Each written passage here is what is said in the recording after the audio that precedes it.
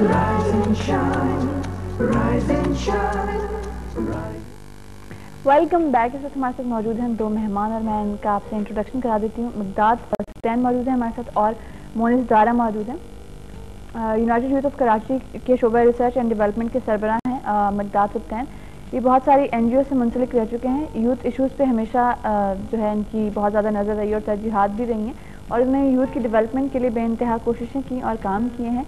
ज़बरदस्त से एडमिनिस्ट्रेशन की तालीम हासिल कर रहे हैं, जबकि Monis Dara United youth of Karachi के नायब सदर हैं और SBS से ACCA कर रहे हैं। अस्सलाम वालेकुम जी। वालेकुम सलाम। क्या हाल है आप लोगों का? अल्लाह का शुक्र। आप कैसे? अच्छा, मुझे बताइए कि यूनाइटेड यूथ ऑफ कराची के क़याम का क्या मकसद था?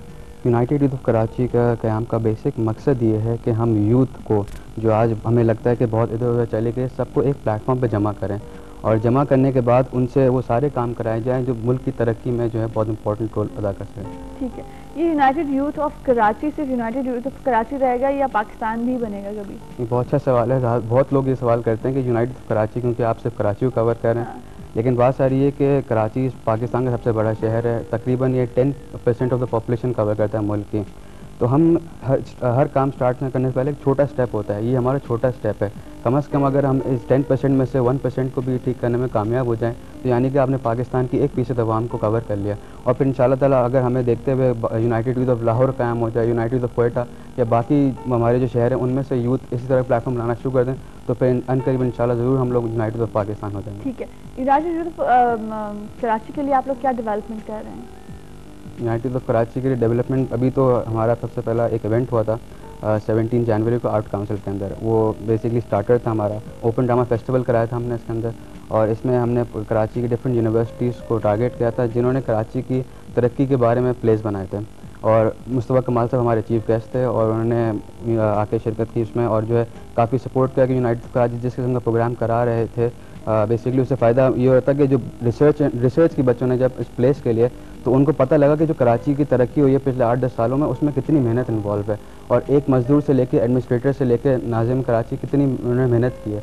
तो ये बेसिक मकसद था कि सिटी डिस्ट्रिक्ट गवर्नमेंट की और जो लोग जिसमें शामिल थे उनकी मेहनत को एक्नॉलेज किया जाए। बेसिक मकसद हमारे ऑफिसर का है। ये बताइए कि नौजवान कराची और नौजवान कराची में क्या फ़र्क है? मतलब नॉर्मली कराची हमें पता है कि कराची का पुराना नाम था, इसमें फ़र्क क्या नज़र आता है? नौजवान कराची और नौजवान कराची जो है ये एक डॉक्यूमेंट्री कॉन्टेस्ट है जो हम होल्ड करेंगे 13 अगस्त को नौजवान कराची के नाम से और 27 सितंबर को नौजवान कराची के नाम से। ठीक।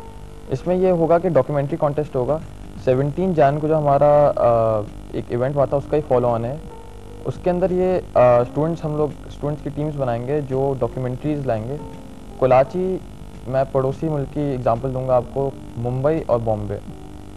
बॉम्बे नया नाम है, मुंबई यानी बॉम्बे पुराना नाम है, मुंबई नया नाम। मतलब इसका मतलब है कि पुराना आप स्लम्स को वो करते हैं, स्लम्स आता है और अभी जो डेवलपमेंट आई है उसको आप फोकस करते हैं। तो हम जो है पुराने प्रॉब्लम्स को एलिमिनेट करके नए प्रॉब्लम्स जो है नए सॉल्यूशंस जो है वो हम 27 सितंबर को डॉक्यूमेंट्री की सूरत में स्टूडेंट्स। बेसिकली इसके अंदर मैं फ़र्क बता दूं आपको कि जब हम बॉम्बे की बात करते हैं तो बॉम्बे के लोग रहने वाले जो लोग हैं वो बिल्कुल स्लम में चले आते हैं। ये सिर्फ एक साइकोलॉजिकल इफेक्ट है और हम साइकोलॉजिकल इफेक्ट का इस्तेमाल करना चाहते हैं।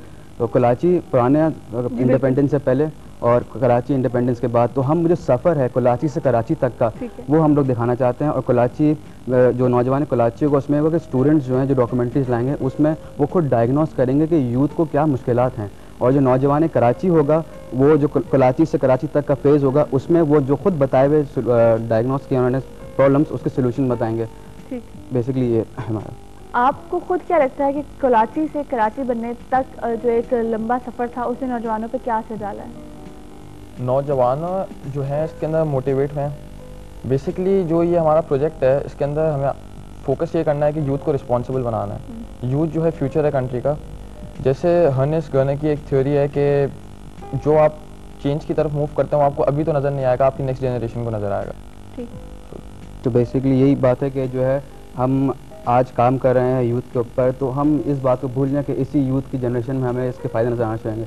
ऐसा बिल्कुल नहीं, हमें लॉन्ग टर्म अप्रोच रखनी होगी। हमें अपनी नेक्स्ट जनरेशन का ख्याल करना होगा ताकि जो नेक्स्ट जनरेशन हमारे मुल्क के जो बेसिकली फ्यूचर है जब वो ऊपर आएँ तो उनको मुश्किलात ना फेस करनी पड़ें। अगर आज हम वो मुश्किलात सह लें तो कल क्या पता उनको मुश्किलात फेस ना करनी पड़ें। ठीक, हमारे यहाँ आजकल जो यूथ है वो बड़ी वेस्ट की तरफ जा रही है, या एटलीस्ट उस कल्चर की तरफ जा रही है जो हमारा हिस्सा नहीं है। उसने कितना डैमेज किया है यूथ को? वैसे आप पाकिस्तान का देखें तो पाकिस्तान का कल्चर एलिमिनेट होता है आहिस्ता। हमें ये करना है कि पाकिस्तान के कल्चर को प्रमोट करना है, उसको एक्सपोर्ट करना है। इसमें हमारा एक अप्रैल के अंदर एक प्रोजेक्ट है, दुबई ऑक्शन प्रोग्राम। इसमें ये होगा कि हम कल्चर को बाहर लेके जाएंगे, वेस्ट में लेके जाएंगे, ताकि ओवरसीज़ पाकिस्तानी को एक बूस्ट मिले और वो पाकिस्तानी कल्चर को अडाप्ट करें।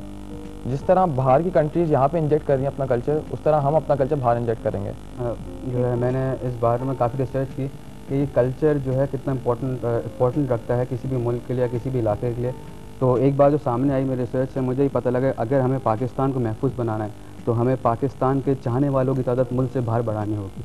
उसकी वजह यह है कि जैसे हम लोग बहुत सारे वेस्टर्न कल्चर है, एक हमारा इंडियन कल्चर भी है, हमारे पड़ोसी मालिक कल्चर है, वो अपनी आर्मी से सेफ हैं नहीं इतने ज़्यादा जितने वो अपने कल्चर से सेफ हैं, बिकॉज उनका कल्चर पूरी दुनिया में फैल चुका है, वेस्टर्न कल्चर पूरी दुनिया में फैल चुका है। तो जब उनको ज़रूरत ही नहीं कुछ करने की, जब ऑटोमेटिकली कल्चर जो बाकी लोगों को एलिमिनेट करते जा रहे हैं। तो बेसिकली दुबई ऑक्शन प्रोग्राम का मकसद ये है कि पाकिस्तानी कल्चर को पाकिस्तान से बाहर लेके जाएं। एक तो सबसे पहला फ़ायदा इसका ये होगा कि जो ओवरसीज़ पाकिस्तानी दुबई में रह रहे हैं उसके उनको ये फ़ायदा होगा कि वो अपने मुल्क से करीब हो जाएंगे, हालांकि दूर हैं लेकिन मुल्क से करीब हो जाएंगे। और दूसरी बात ये कि हम अपने कल्चर को फ़रोग़ करेंगे। उससे होगा ये कि जो बाकी लोग हैं वहाँ पे उनको पाकिस्तान की चीज़ों की इतनी खूबसूरत चीज़ें पाकिस्तान की उनको पता नहीं है, ये जब तक नहीं पता लगेंगी जब हम लेके नहीं जाएंगे। बिल्कुल ठीक कहा आपने, थैंक यू सो मच हमारे प्रोग्राम में आने के लिए।